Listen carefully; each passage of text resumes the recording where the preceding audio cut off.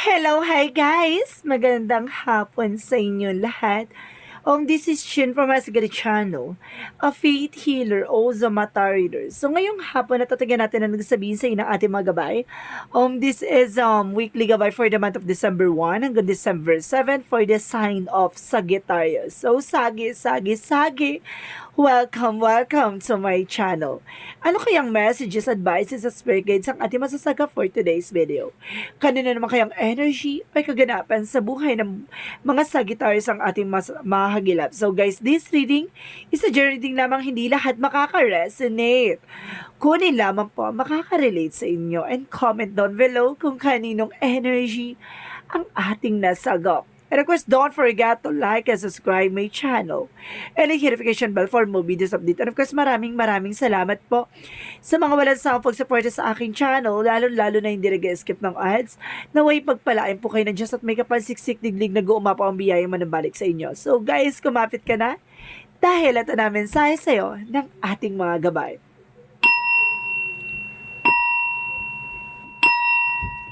Angel Spirit Messages give me an information for the sign of Sagittarius. Ano naman kaya kaganapan sa buhay ng Sagittarius ang ating masasagap? So let's see. There's a default card. So there's a new beginning, no? And I guess a leap of faith rather. At sinasabi sa'yo dito na kailangan mong magtiwala, no? At maniwala. At sinasabi dito na kumaga may mga bagay na ipagkakaloob sa'yo. And of course, there's Five of Swords. So, there's a self-sabotage. Sinasabi na kailangang maging aware ka, no? Sa mga actions mo. Kasi maaaring magkaroon ng sabotahe sa sarili mo. Lalo-lalo na yung sa mga actions and of course, decisions mo, no? And of course, let's see it. There's a judgment, a wake of call, or something awakening. Parang minumulat ka dito na you need to take an action. So, kailangan mong kumilos. Pero, gamayan mo kung ano yung magiging message or something information na maibabato mo sa kaganapan na yon. Kung anong eksena na yon, kung ano man yan, decision man yan, kailangan maging aware ka. So, let's see what is additional messages. And there is a Knight of Wands. So, there's a slow and steady, no? Kumbaga, there's a perseverance. Maaaring pagtsatsaga, ganon. Kumbaga, kailangan ng maging mahinahon, no? And of course, maging kalmado sa pagdedesisyon at sa pag-isip ng mga bagay-bagay. So, let's see what is additional messages. And of course, there's a Two of Pentacles. So, there's a balance. There's a Nine of Pentacles. So, ibig sabihin dito, there's a blossoming abundance. So, magkakaroon ka ng kasaganan dito about sa finances. And of course, guys, there's Seven of Swords. So, there's cheating lying on you or something sneakiness. So, yung sinasabi na kailangan mo subaybayan yung mga bagay tao sa paligid mo. Baka yung mga taong pinagkukwentuhan mo or something, yung mga taong kinakausap mo, yun pala tatraidoring ka, di ba? Yun yung kailangan maging aware kasi baka magkaroon ng self-sabotage. Nasa yun ang galing yung mga information na yon or something chismis, chika, ganon. So, let's see what is the full card. And of course, the full card represent the Chariot card, no? Sinasabi dito, there's an action. So, there's a movement. So, ibig sabihin dito magtiwala ka kasi there's a progression na, no? Talagang nangyayari na. At may, kumbaga may paggalaw na ng baso, parang ganon. And because there's a Five of Swords by the Three of Pentacles. So, yun yung sinasabi ko, yung collaboration, yung commitment or something, kumbaga, information na binibigay mo. Kailangan maging aware ka. Nagkaroon na ng signs or parang signs na, kumbaga, kailangan maging aware ka. Parang ganon. So, let's see what is the judgment. Let's see what is a judgment. And of course, there's an Ace of Swords. So, there's a breakthrough, no? May mga bagay na magtatagumpay ka dito. May mga bagay na, kumbaga, mapagtatagumpayan mo, no?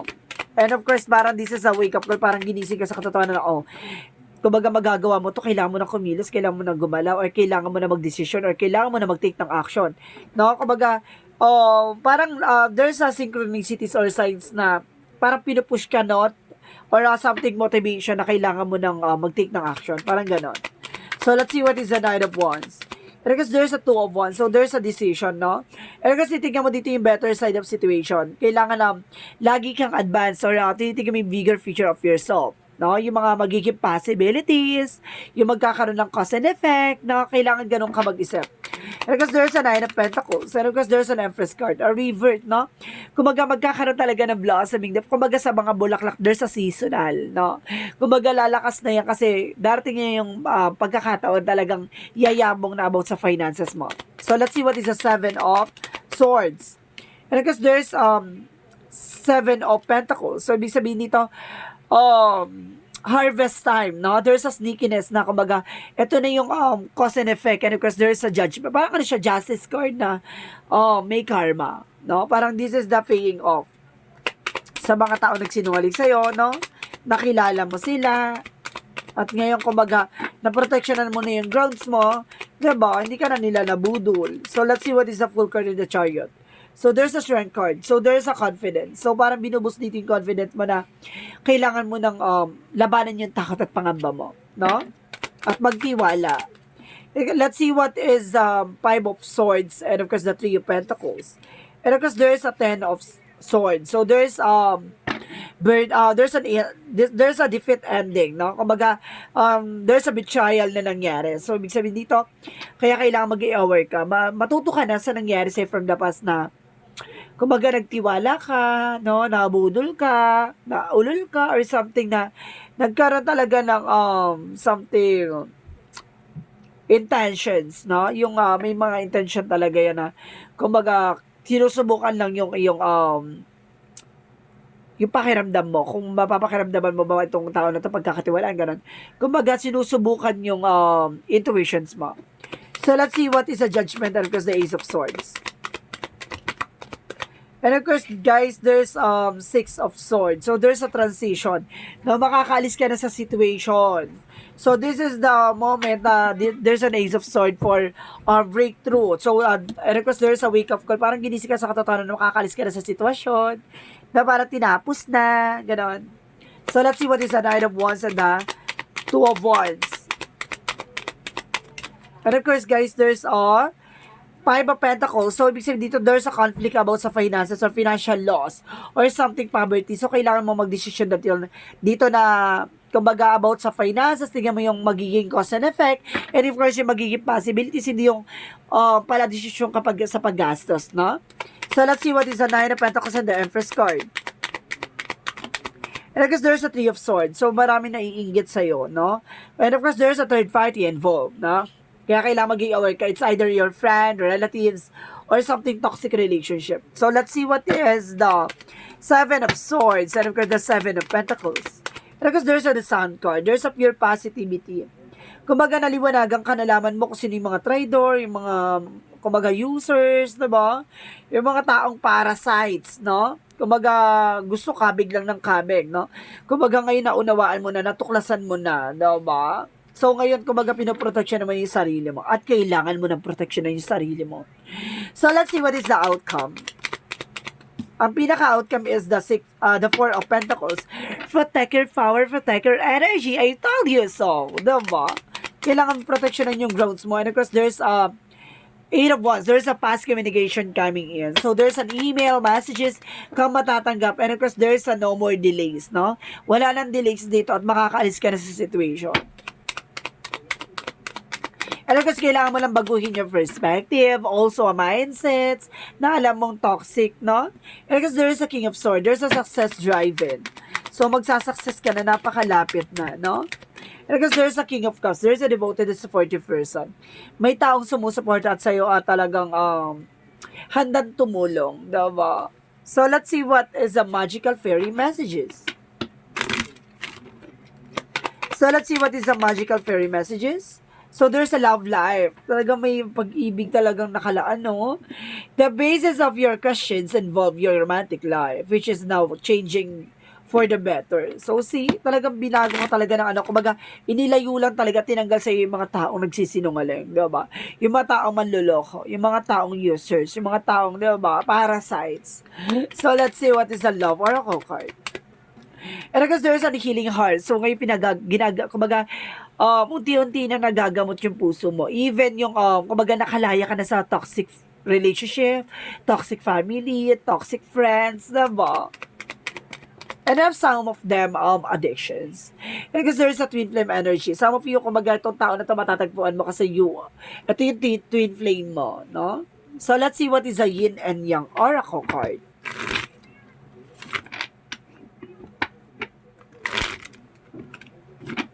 Let's see what is a yin and yang oracle card.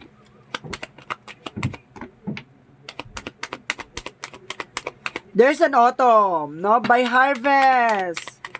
So, ito yung sinasabi ko kanina pa na harvest, no? And of course, there's these triggers, yung conflict, no?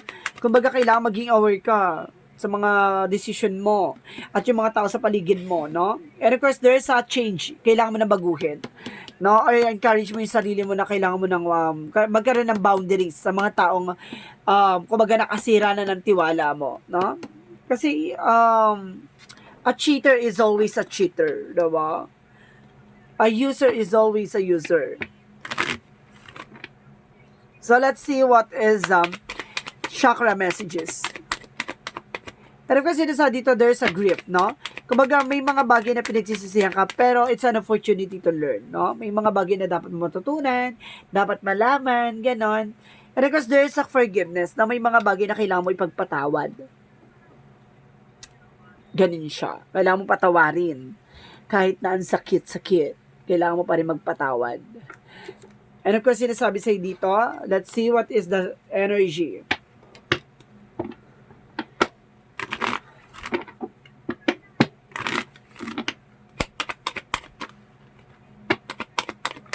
Because there's, oh my goodness, all tied up, no? Kailangan mo nang kumawala sa situation.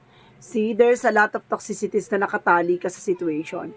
And of course, there's, six chakra archangel mention for, so there's a success or shocking news, no? And of course, there's a community. Some of you talaga, no? Kumbaga, nasa community or something friend mo. Circle of friends or circle of family. So, let's see what is the romance angels. There's a codependency. Addictions are affecting your romantic life. So, there's an addictions dito, no? Na nakaka-apekto sa inyong relasyon.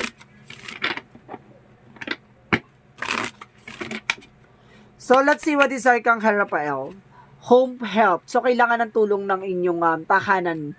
At hinihiling mo kay Archangel Raphael na tulungan ka sa kagalingan, no? So, let's see what is Archangel Michael. Messages for you. Keep your eyes on your target and intention. So, panatiliin mo yung sarili mo o yung mata mo sa gusto mo talagang mangyari sa buhay mo. Diba? And of course, there's this person you're asking is about trustworthy. Itong tao na to ay kinakausap mo ay mapagkakatiwalaan mo, no? And the prayer will help you from this situation. At yung pagdarasal na yan, makakatulong yan para makalis ka na sa sitwasyon.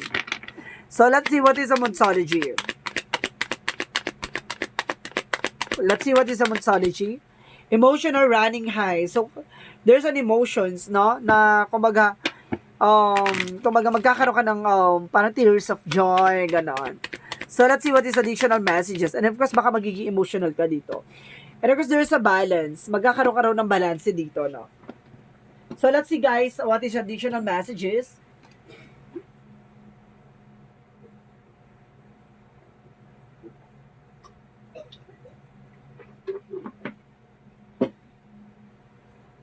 Okay, let's see what is additional messages. And of course, there is a weight of the world. So, there's a boundaries. I told you. Kailangan mo talaga mag-set the boundaries dito, ano? It's not your to carry. So, hindi para para bitbitin yung mga ganyang tao, no? Parang sinasabi dito na alisin mo yun sa landas mo yan or sa buhay mo yan mga ganyang tao. So, let's see what is additional messages. Kung maaaring burahin mo, char. And because there is a children, so some of you may mga anak kayo, no? And let's see what is additional messages. Let's see what is additional messages. And of course, there's a snake. So there is a there's a release. Ito yung kailangan mo alisin yung mga ahas, yung mga traidor. No, may traidor talaga. Lakas ng energy. And of course, there's a dancing for movement. No, kailangan mong gumalaw. And of course, there's a spirituality. So, there's a spiritual involvement, no? There's a spirituality. So, ibig sabihin, palakasin ng iyong fighting spirit, no? Para malagpasan yung mga bagay-bagay, mga problema. Kumbaga, siguro nagkakaroon ka ng anxiety and depressions dahil sa kaganapan sa buhay mo. So, sometimes nawawalan ka ng kumpiyansa or something tiwala, no? At, kumbaga, nagkakaroon ka na ng doubt minsan. So, let's see what is a Jesus loving quotes. And let not your heart be troubled, neither let be afraid, no? Pwede kang matakot, pwede kang mangambaw, pero wag mo hayaan yung puso mo yung maguluhan sa mga decisions, lalo-lalo na sa ginagawa mo, no? Kumbaga, pagdating sa puso, kailangan clear yan, no? Let's see what is the angel's answer. So, there's an angel's answer, guys, no? Pwede kayong mag-question dyan regarding sa anong gusto nyong tanong. So, bibilang ako ng 3, kailangan nakapag-isip ka na ng questions, no? So, umpisahan na natin, ha?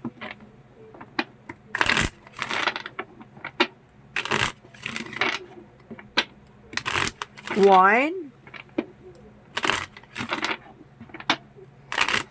2,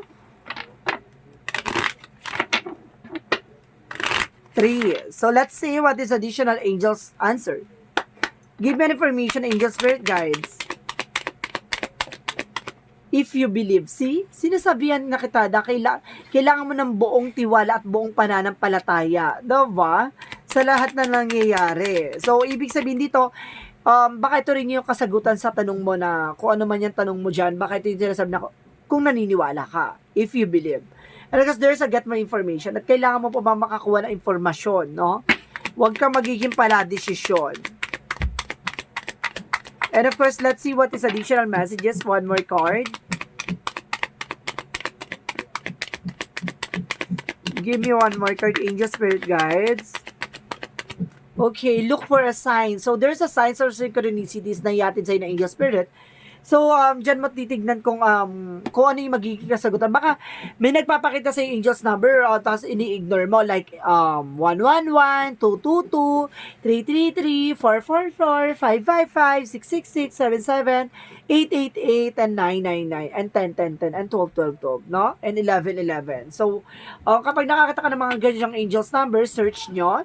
Baka yun yung magiging sagot sa mga katanungan mo. Diba? So, let's see what is the angel's number.